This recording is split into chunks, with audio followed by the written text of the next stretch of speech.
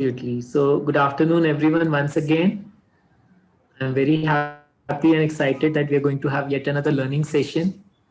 And pandemic has given us lots of challenges, but also it has given this benefit in disguise because now we have been able to conduct webinars wherein everybody is given the benefit or given the convenience of attending from your own venues. And even for expert speakers like Dr. Vishal, he doesn't have to travel all the way from Pune to Aurangabad in order to share his expertise and knowledge and skill with us.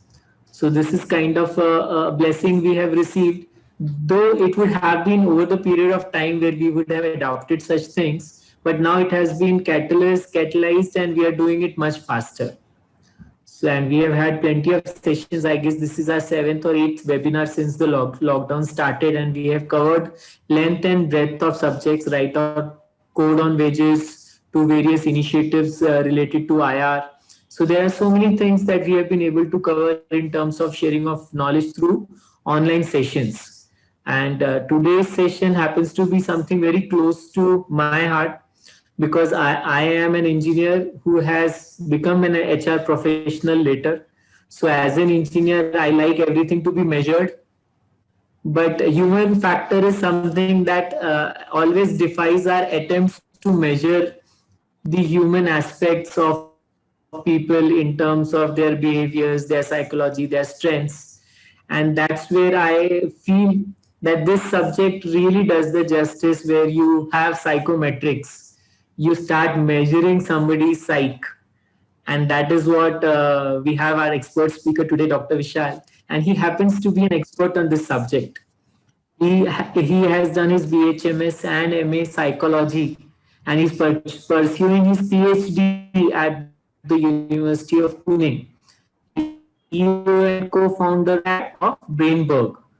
Now, he has 13 years of clinical and counseling experience. He is Niti Aayog Mentor of Change, International Test Commission. He is a young scholar, member of Committee for Accreditation for Psychometric Tests, and Indian Institute of Business Psychology.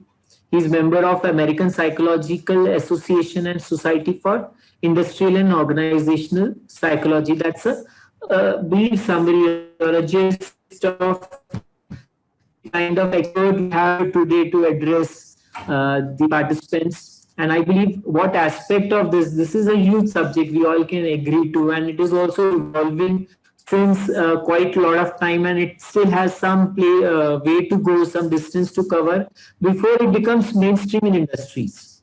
Now, there can be various applications. Could range from right from hiring, because when we do the hiring for our customers at Loyal Info Services, we often come across many companies saying, though the candidate had the requisite skills, but we didn't find him suitable for our culture, or we didn't find the person having the requisite attitude or the aptitude or certain behavioral trait that would make him successful or her successful in their job.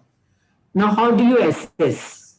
Now, there can be two different areas of failure. A, you fail to assess correctly because you don't have the right tools, or you assess them incorrectly because you're using common sense, or rather, we would say a gut feeling, because every interviewer has a very subjective assessment of person, and no two interviewers often agree.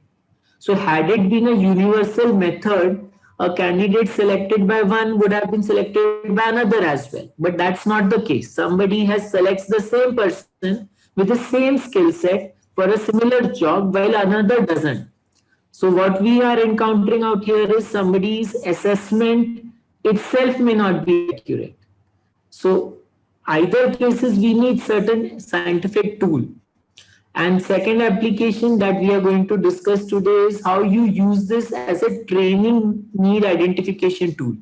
Because companies have huge budgets. Some of our customers annually spend close to 1 crore in training their employees.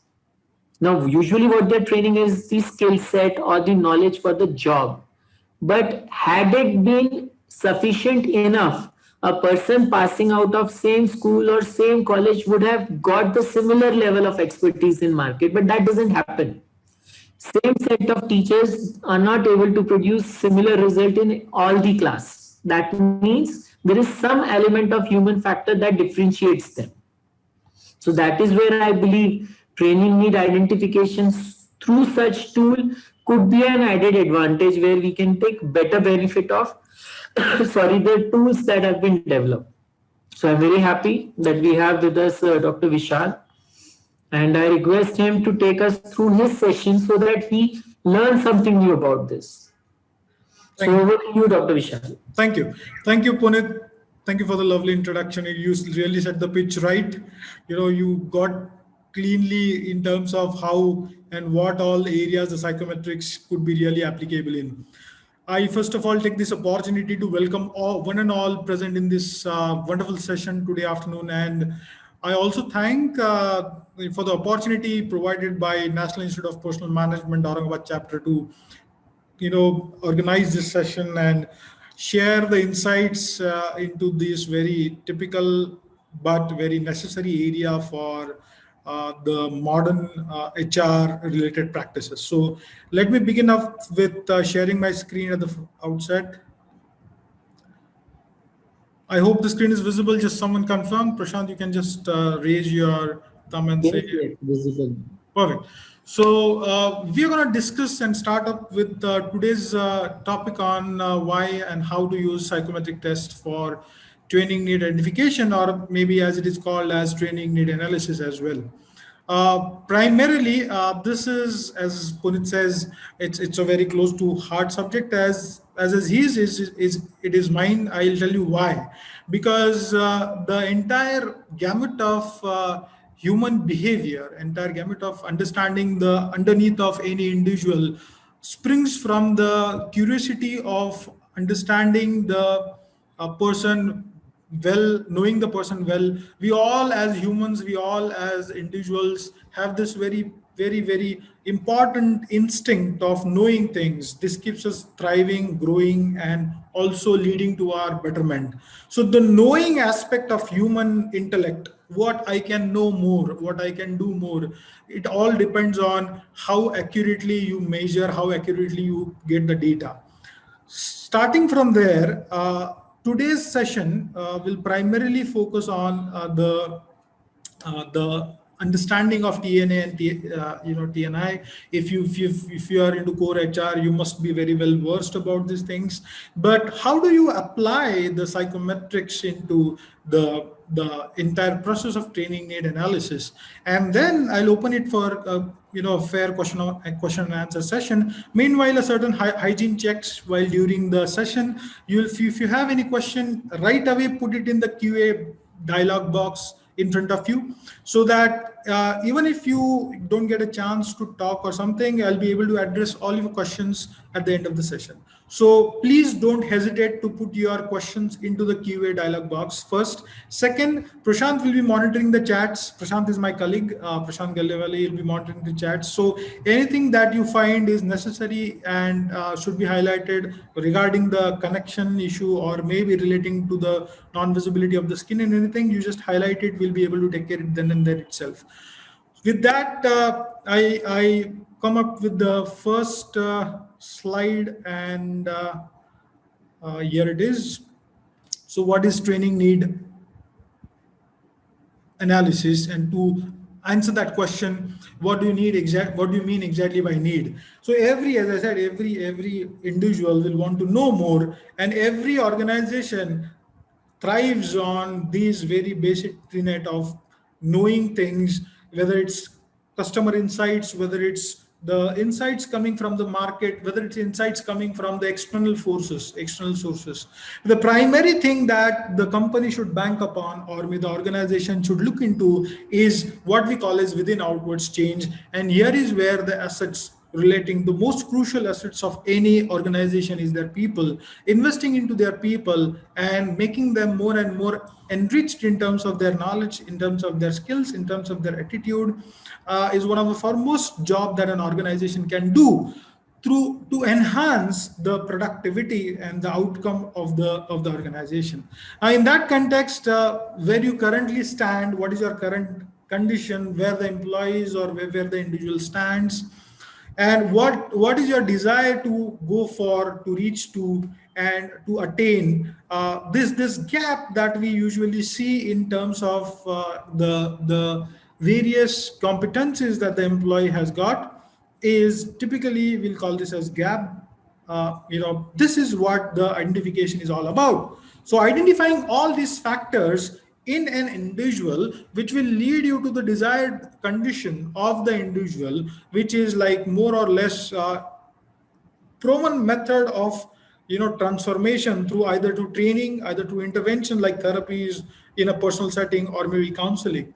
For an organization, it's mainly training, and I can tell you there are like trainers involved in this session as well. Everybody can say that every person cannot be provided every other kind of training.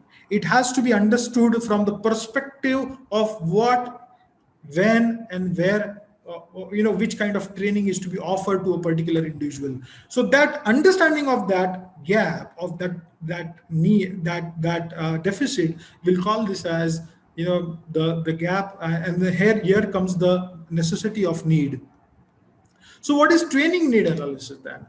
As you have seen, I come from the field of medicine. I can very well, give you an analogy from the field of medicine. You always find, if a person is coming through some kind of deficiency in his or her diet, some kind of exhibition of some kind of symptoms in his constitution, we always will want to diagnose it either through your clinical observations or through some kind of lab diagnostics. And that process gives you a benchmark, gives you a very unique platform from which you can build upon as to what should be your prognosis, what should be your course of action. And in that context, if you look at the perspective here in training need analysis, it's quite the same. You come to a benchmarking standards amongst your people, amongst your employees in the organization, which lead you towards from where you can take a leap, from where you can mark the way forward. That diagnostic process to identify and understand the gaps in learning and performance to determine the future actions is what is like training need analysis.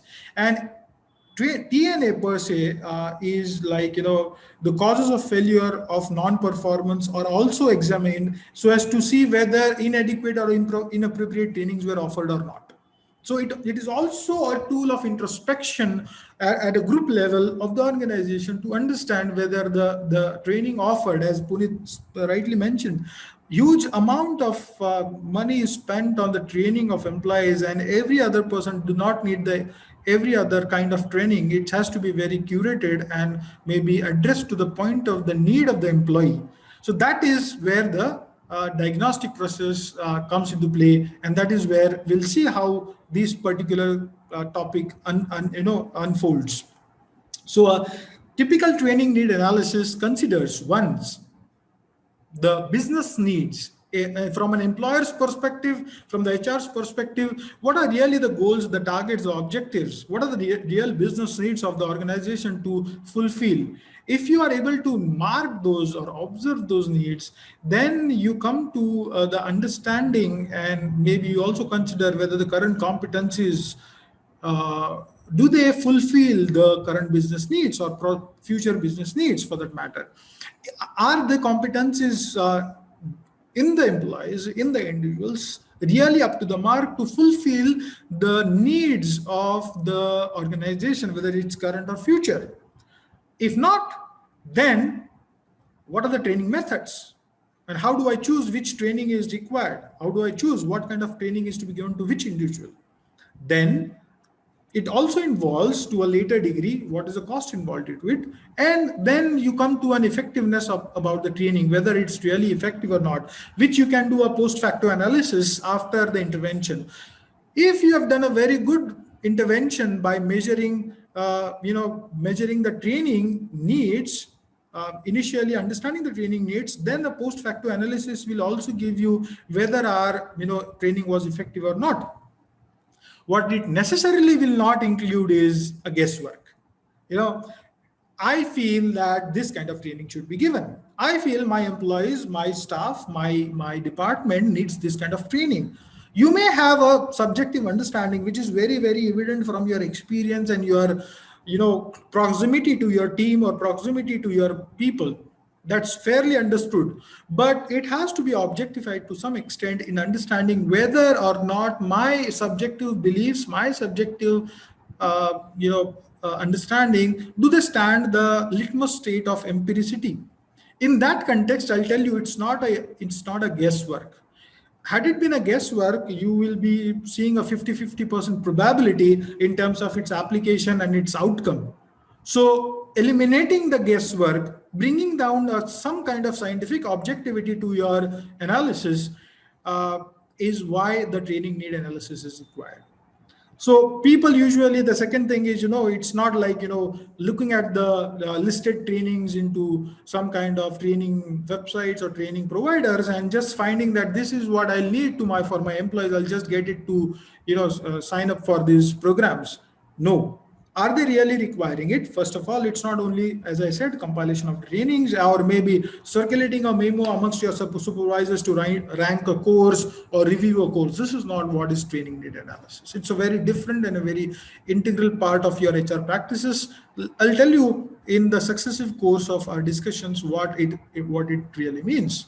So in a larger scheme of design, if you look at the perspective, like, where we start with analysis, you go along with designing the program, developing the program, implementing the program, and then evaluating what is the outcome of it.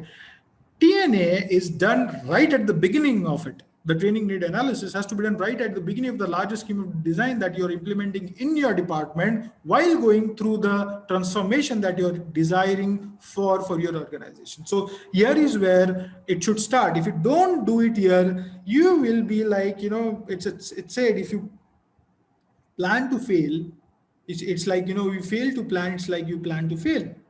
Your planning has to start at the first in terms of analyzing what you really need, and there is where you'll need training and need analysis. So why conduct a TNA? Again, there's a question again, if I know what my team needs, if I know what my employees are all up to, and if I'm very sure about that, why do we need that? I'll tell you, it's an important thing. Sorry to interrupt. Welcome, Sunil sir. Welcome, sir. Hello. We just started the session almost 10-15 minutes back. You're welcome to the session. Thank you.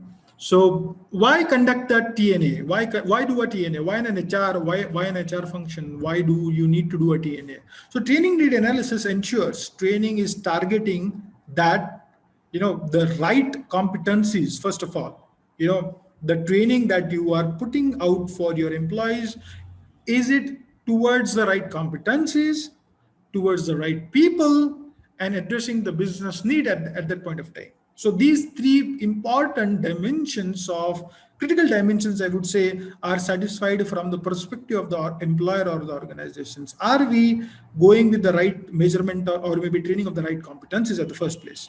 Are the right employees given that kind of training? And then do we satisfy the business needs which are being need to be addressed at that point of time? So that is the why part of it, why you need to do it.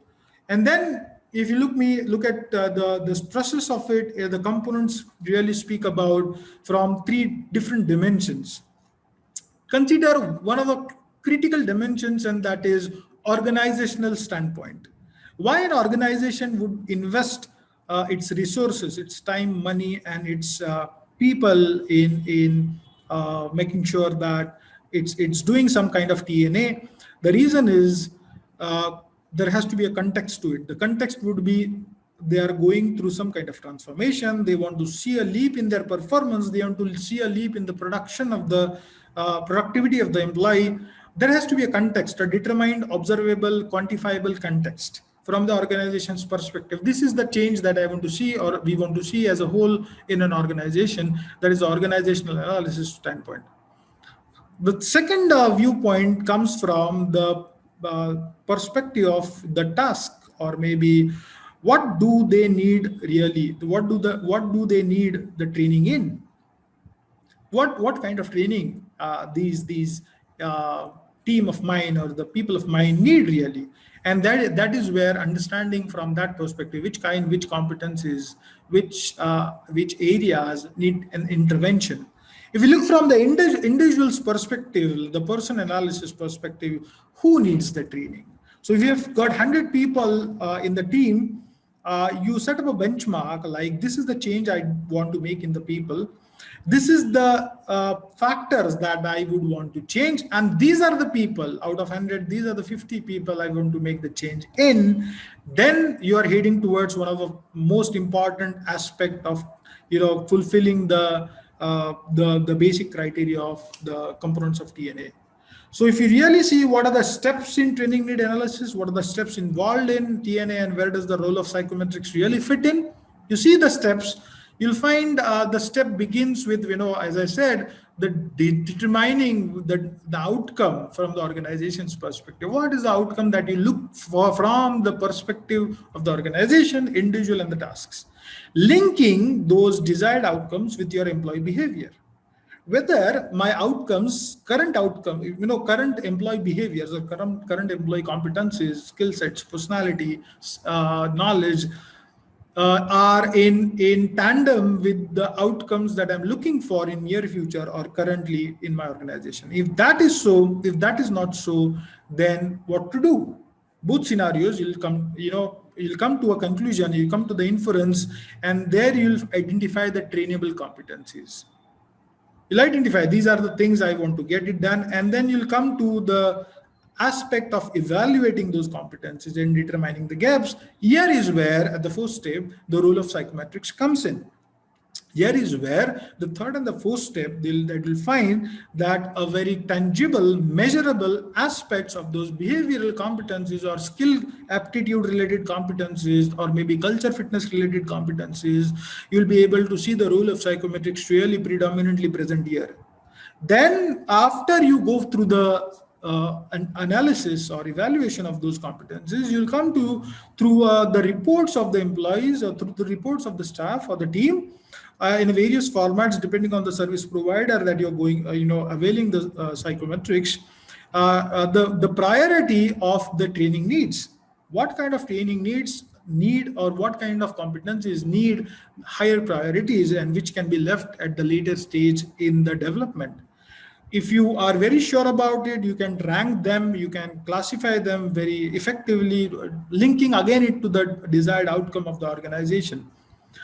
Determining the method is the next step, which kind of method comes in, whether it's a classroom training, a one-to-one intervention, a group intervention, a kind of very sophisticated technical training that is required, or maybe a behavioral intervention to make sure that certain things come into the transformation phase of the employee. After that, if you find you've identified all those things, do you find the cost benefit? You conduct a cost benefit analysis. This is merely and 100% from the perspective of the employer, that investing in these many years, what is the effectiveness? What is the benefit that is coming out of it? Then you find that the reporting and analysis is done, and evaluation of the post facto evaluation of the training outcome is done. So these methods, these steps involved in this method are probably most of you are aware of. In the third and the fourth stage, where you're evaluating the competencies and understanding the entire the framework, where you need the intervention from the employer's perspective, you'll come to know that psychometrics plays a crucial role. If you've understood until here that it's an integral part of evaluation process, an objective way, not a subjective way, which rules out the biases, which rules out the subjective confirmations of the individual, whether it's the HR or the employer, you come to the very critical part of it, and that is how do we do it? How do we trust which tool? How do you come to know that what all psychometric interventions are fruitful? Which are the tools? How should I choose the tool? And what exactly drills down to the bottom of psychometrics? Then I open up to you to the very psyche of the psychometric tests. And you all know, Puneet introduced it very beautifully, that the aspect of measurement is a very objective a way of looking at things, which brings out the subjective bias of an employer or maybe the HR from a very subjective thing to a very objective way. This idea was not new to the context. Psychometric assessments have been done almost a century now, and the pioneering work by Alfred Binet in terms of understanding the intelligence was born in the early 20th century, 1905, where the first assessment was developed. Since then, most of the organizations across the globe have started adopting some of the other means of understanding employee satisfaction, employee motivation, employee behavior, to the extent of measuring the aptitudes, measuring the personality of the employee or the behavior of the employee. Why is it necessary? It has begetted to huge benefits. To quote some statistical figures, I can tell you, like, globally, every organization contributes, across the globe. If you see, the quantum of work that happens in corporates and industry is huge, and the challenges like anxiety and depression takes a toll of close to like $1 trillion on the productivity of the employees. Similarly, if you look at the measures of how psychometrics have been adopted across the globe, it has been huge. One of the reports from the Tata Strategic Group in 2016 said that India would be one of the forerunners in adopting psychometrics. By 2023, almost 80% of organizations will start using the psychometric assessments. Now, this has been as one of the forerunners, and I can always tell you, like, private sector or maybe government sector have been using it. So the psyche really, the core of psychometrics has been dated almost a century old. And there has been classification over a period of time into two major categories. The tests are classified into two major categories. One is the personality tests, that is more to do with your behavior, more to do with your persona per se. And the second is the ability tests, which are like the aptitude, you generally call them as. And these primarily are two major subsets of the psychometric assessments. You can find that the cognitive aspect of like the human brain already has to do a lot of things with your abilities, whereas the personality part, the soft part, the affect part has to do with traits like openness, conscientiousness, extroversion, agreeableness, neuroticism, and the list can go on for as many words you can describe behavior as in. There are certain job-specific skills that we acquire through your experience, through your learnings, through your development, and these are acquired skills which you acquire through practice, through learnings in your job.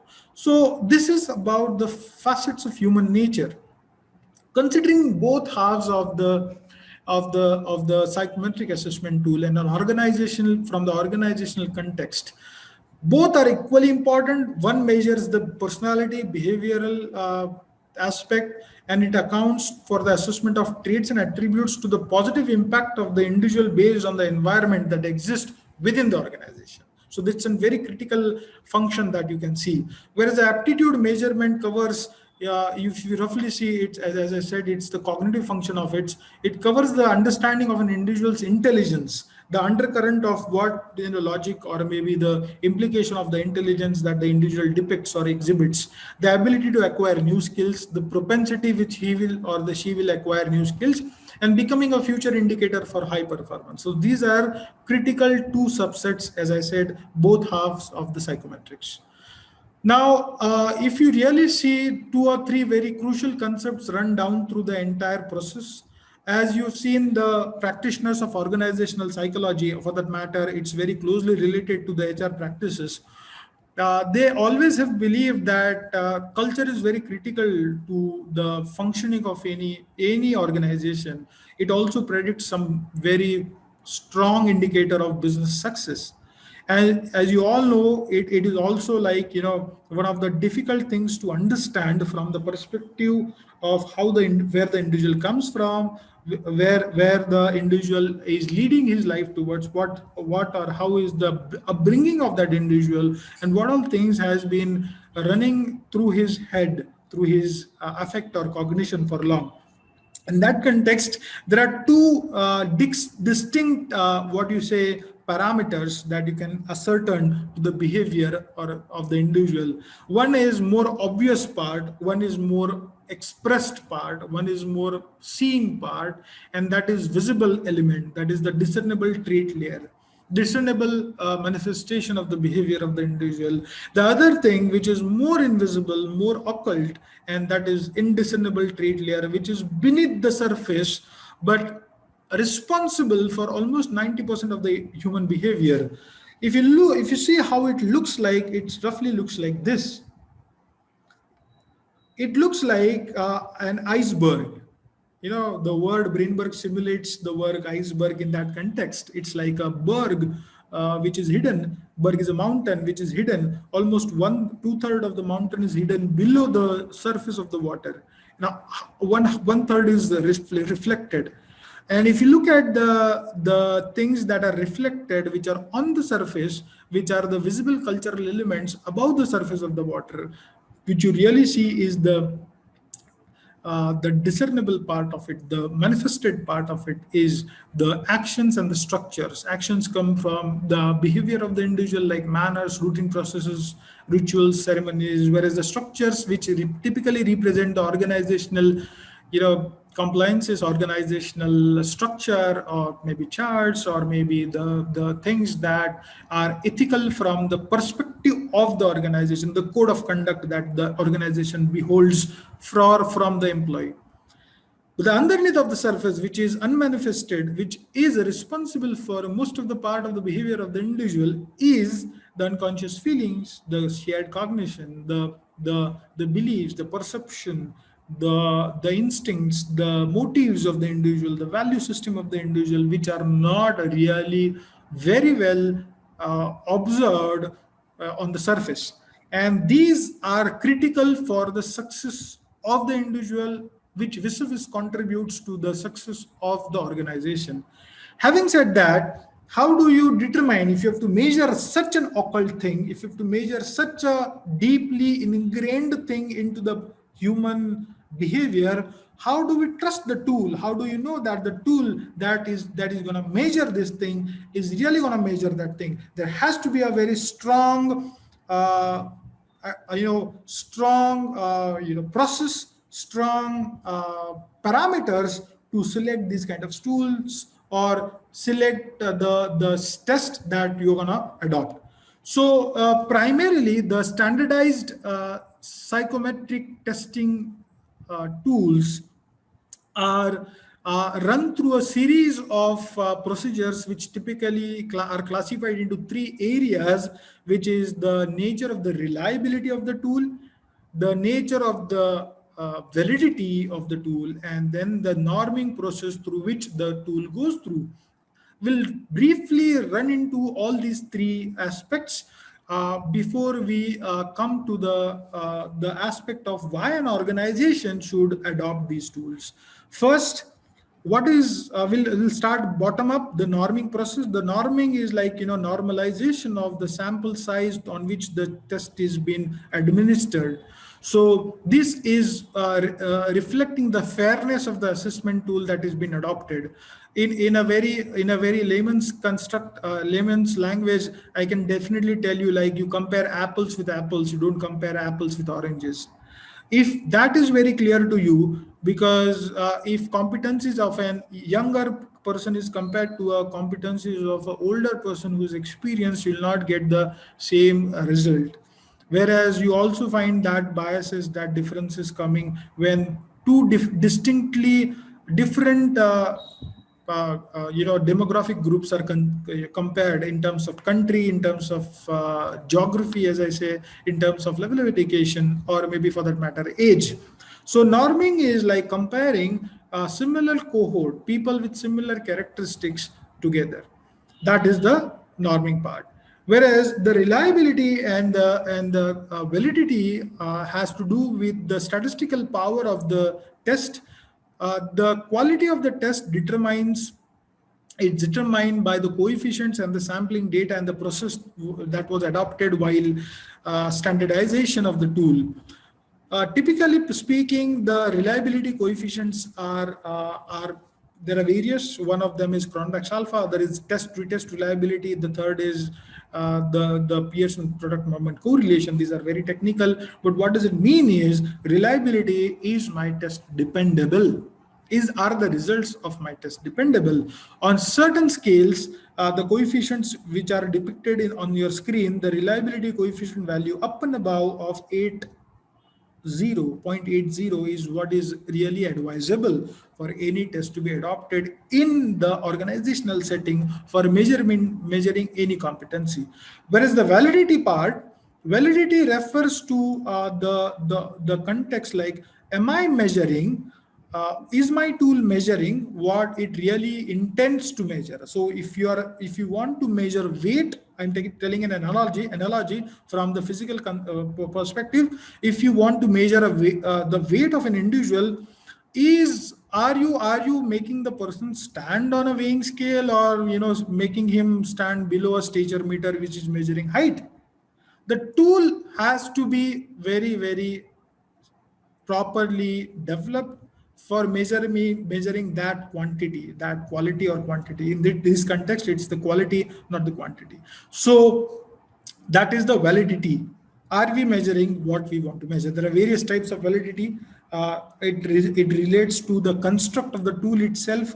Some relates to the findings or the outcomes of the tool. Are these reliable in terms of, are these valid in terms of the outcome? And these coefficients have to be typically up and above of 0.35. So these are about the reliability and validity of. So if you are checking for any tool from the market, from the industry, ask for their reliability and validity first thing. Ask for their norm referencing, what it has been done. The next obvious question that comes to any individual's mind is, what if a person fakes the responses? Can this test be gamed, or maybe are the fake responses possible? And the degree of fake responses largely contribute to the quality of psychometric tests, and is because if you find that an individual is able to fake the test, the quality of the psychometric test is compromised to a very large extent. So there are methods and devices implemented, and you need to check within the particular tool. Do these tools have got these methods of ensuring that the fake responses are curtailed, or maybe controlled to a certain extent, so that the SSE is not distorting the responses according to his whims and fancies. So one of the methods that I'm going to share with you is the response style scale, where you see the scale used in a behavioral assessment is largely on a graded scale, like a Likert scale, which is from strongly agree to strongly disagree. In that context, a deviation or maybe a pattern in response mechanism of the individual can be categorized into these categories, like socially desirable, where the candidate responses leans towards the ideal or more ideal self of his. There's something called as extreme responding, which is towards extreme ends of the scale, either side of the scales, whereas there is central tendency, which is towards the median of the scale, where the majority of the responses are marked towards the neutral aspects. Whereas an haphazard kind of responses in a particular direction can be termed as careless type of responding. If none of this is red flagged, you find that the candidate has genuinely responded. This is one of the most significant ways, apart from certain other ways implied in the entire process of psychometric assessments. So why does an organization need psychometric test? And this is where we'll come to. And by that, I will expect you to ask the questions, because in the next 5 odd minutes, I'll be able to complete my presentation so that you all will be open. We all will be happy to receive your questions. So why does an organization need psychometric test? Primarily, if you're looking for tools to make more efficient recruitment decisions, for example, in terms of yours, you are looking for more efficient recruitment decisions. What assess the suitability of a potential employee, the need to further develop your employee, to motivate them and retain them, the most high performing, high potential employee or valuable employee of yours. The solution to these and many more questions is like psychometric assessments. And here is where the skill gap analysis, or maybe the training need analysis, or certain things relating to the aspects of how and what is to be trained in an individual comes to the forefront.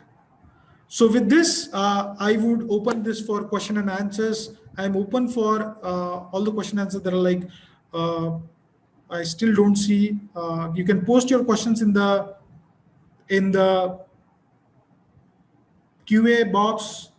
Okay, how to create psychometric test? There is a question from Soni Kamath. There is, yeah, great. There are a lot of programs that you can go through in understanding how to create a psychometric test. There are two primary things you need to understand. One, there are certifications involved into the use of psychometric tests.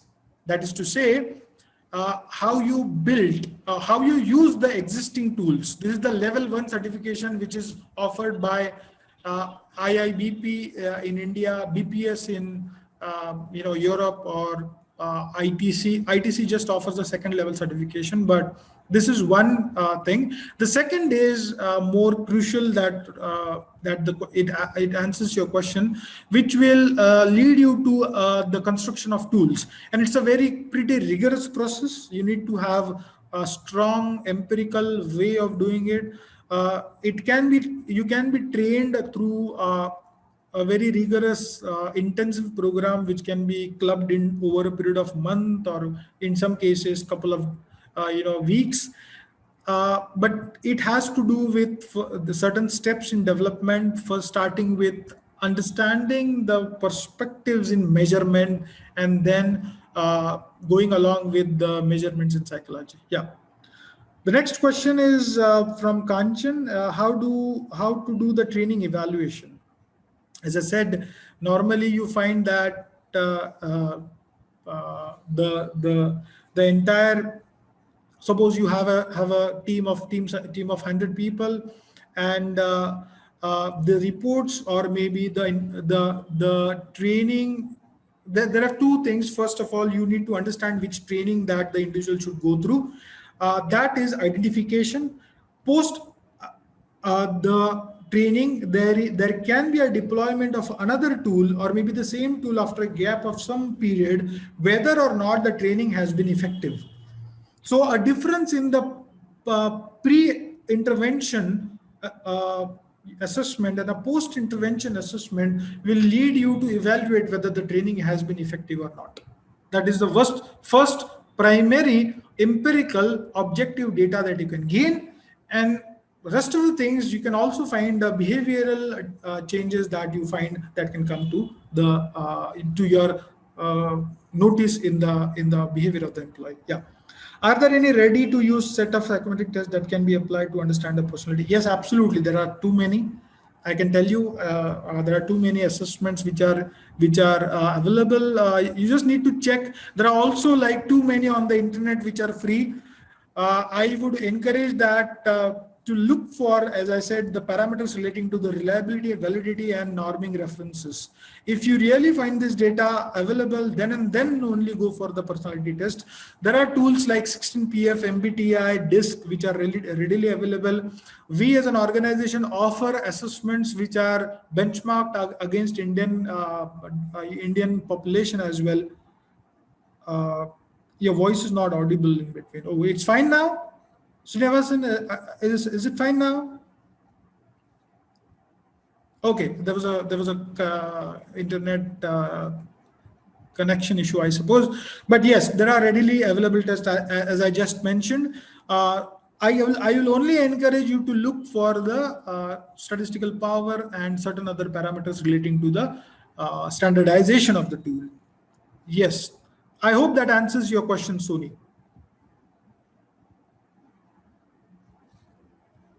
Okay, there are questions in the QA things. Is there any difference between in-depth evaluation of emotional intelligence and psychometric test? Okay, Vithala K. Rao has asked this question. Is there any difference between in-depth evaluation of emotional intelligence and psychometric tests? So, for example, emotional intelligence is a huge, what do you say, subject which is emerged as one of the forerunners of and predictor of organizational success.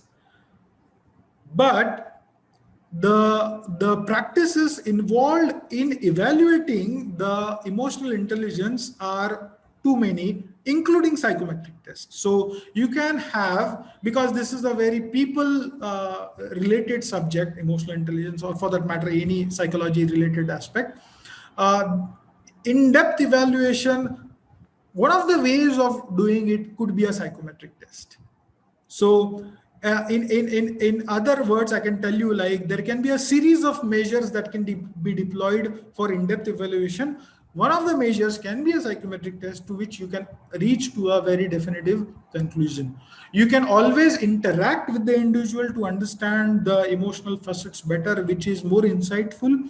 But a certain degree of training needs to be taken into that context, because the subjective biases, as I said, the subjective inferences that we see has to be eliminated. Hence, an objective way of, like, in a psychometric test is useful. I hope that answers your question. Vithala K. Rao. Okay. The next question is by Sunil Chaudhary. Can we apply it in technical subject training? So as I said, two major distinct areas. One is aptitude or ability testing. The other is the personality. Thank you. The other one is personality testing. The ability testing relates to the aptitude. One of the areas in that particular aptitude testing is the domain skills assessment, that we can roughly say as their knowledge, assessing the knowledge of the individual, which can be technical in whichever subject the individual is into. So this also applies to technical subjects, provided the method of evaluation is a little different. That's the only thing. Thank you. I hope, Sunil, you understand that. Thank you, Vithala. Sony's asked another question is, where can I learn to draw a psychometric test in detail? You mean to say draw or develop? Can you pardon? If you want to develop a psychometric test and learn how to do it, I would recommend you to go and attend a program with either if you are in India, it is with IIBP, Indian Institute of Business Psychology, where I am one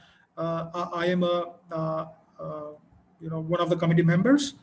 Whereas if you're looking for an international training program, I can refer you to go and visit the BPS programs, British Psychological Society. There are programs, there is one program which is recently launched by International Test Commission, which is a level 2 program, a very, very strongly developed and also deployed. So these are three things that I can tell you as of now. I hope that will work for you, Sony. Yes. Any more questions, please? Thank you. Thank you, Sunil. Can I ask a question on behalf of all the participants? Yes, absolutely. Okay, I just was curious to know, since you have been doing this subject implementation for various applications, is there somewhere where you have come across a company which has started using this as a TNI tool and has seen a market difference in terms of the benefits they have been able to get from their investments in training? Okay. So a very good question, which is practically applicable. I'll say that I'll cite you a case study. So there was a large scale conglomerate which was to shift from their core business, not shift, rather expand from their core business into construction to oil and gas. A large conglomerate of close to 4,000 executives. And the exercise that they wanted to implement was to understand which all people in the 4,000 staff would be necessarily be effective and efficient in the new division of oil and gas. So a mammoth exercise has to be,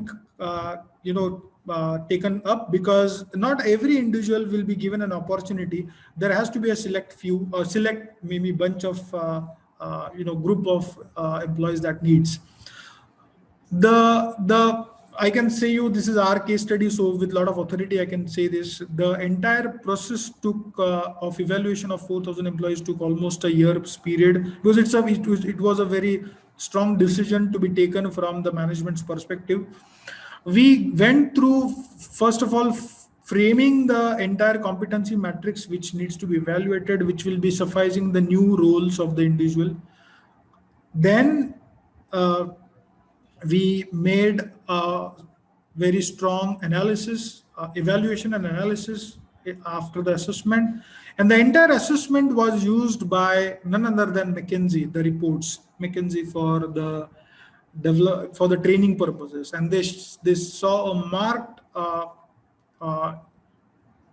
benefit in terms of cost and time, saving the cost and time in terms of identifying the employees which are required for the new division, and then training only those for that perspective.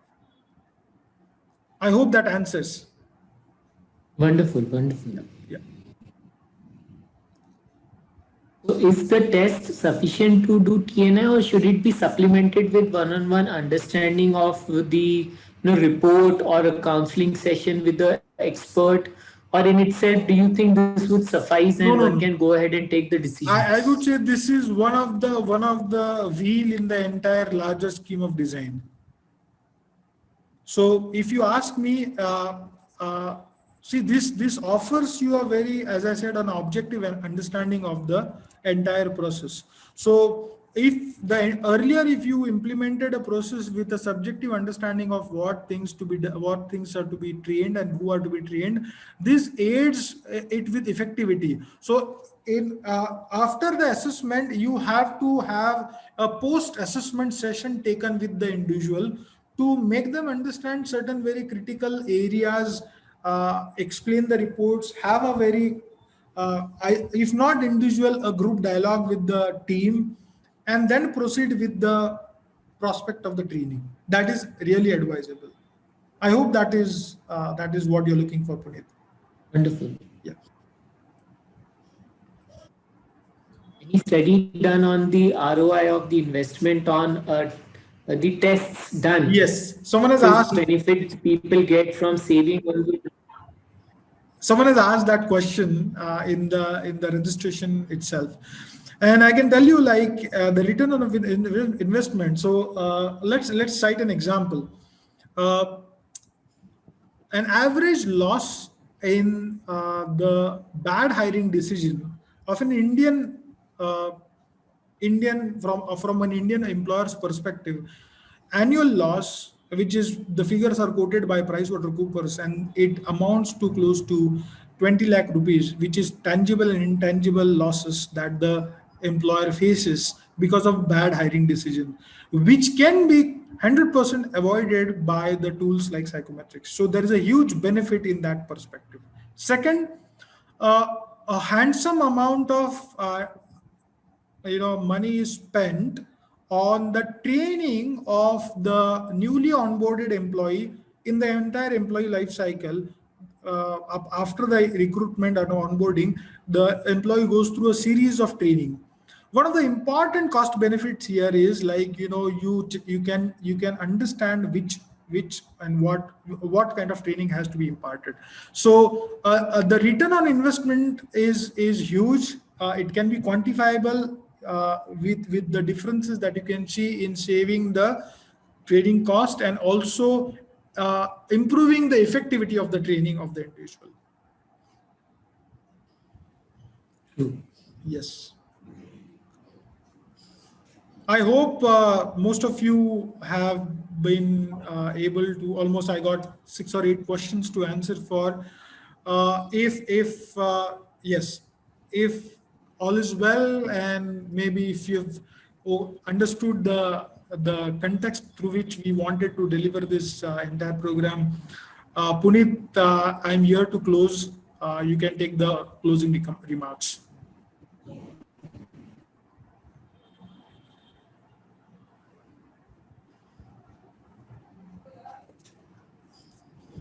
Hello? Hello? Yeah, I had lost you for a while. Okay, okay. Now it's okay? Hello? Yeah, now it's better. Now it's better. Now we can hear I'm you. sorry for that. I'm just switching on my connection.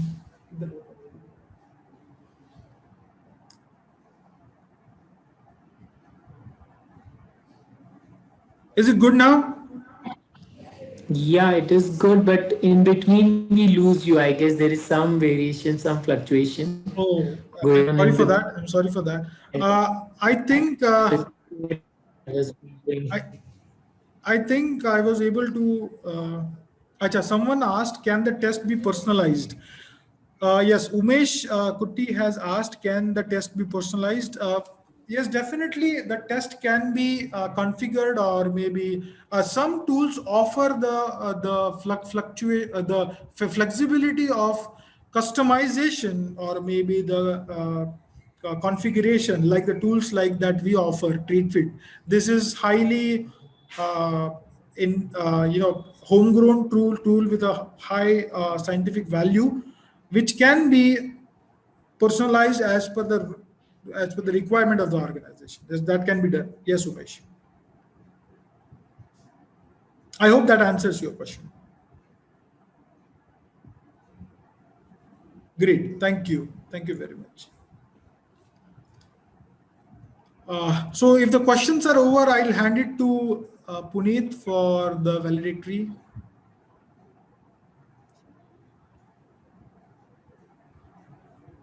I guess most of the queries have been very wonderfully answered. Thank you. And this subject is new to many of us. And I believe it will take some more time for us to get a better handle onto it. I think one session, a brief session, may or may not be fully able to give us the kind of insights that will help us start using it. Probably, as you promised, you'll be sharing this video, and probably everyone can go through it again. What I can do is, in coming weeks, a couple of weeks, I'll be able to offer all of these participants, all of the participating organization for that matter, a sample run with a dashboard and a TNA tool. With almost like 5 or 10 license, I'll work with you to they get the first-hand understanding of the tool, so that they get an understanding, or maybe they'll be able to run a free trial for that matter.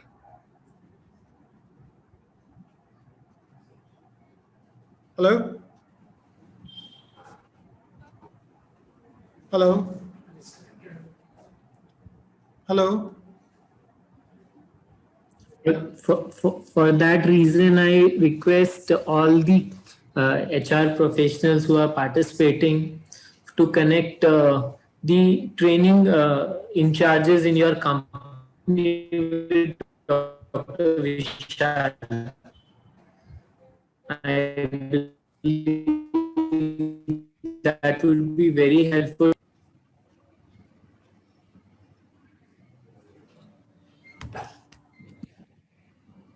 I hope I'm audible now. I just changed my, because there could be some connectivity issue there. Right. Yeah. Audible now, very clearly. Thank you. So, as I said earlier, Yes, Sonia, I'll be writing to you with my details soon after this session. So maybe tomorrow itself to get you through the through the free trial that we are just proposed. Absolutely. That would be Thank an you. icing on cake, I would believe, Dr. Vishal. Yes, absolutely. Session up with a trial and better actual hands-on understanding of this subject. Yes. So over to you, Puneet. All right, wonderful. Thank you so much, Dr. Vishal, and your entire team for making this session possible today. I would like to share with all the participants that Dr. Vishal has been a forefront expert on this subject from quite some time. He's been associated with so many universities now taking this subject over to students.